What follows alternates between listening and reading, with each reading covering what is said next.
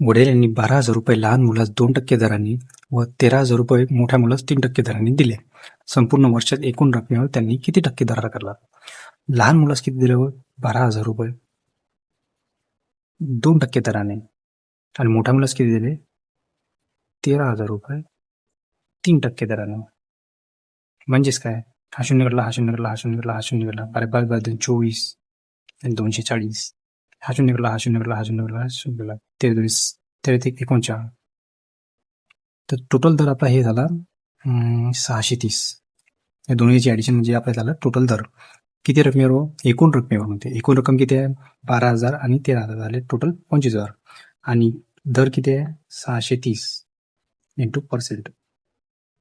याचं उत्तर शून्य घडला, हा शून्य घडला, हा शून्य घडला, हा शून्य घडला, हा शून्य घडला, हा शून्य घडला. म्हणजेच 25 भागीला 63. 25 दोन्ही 50.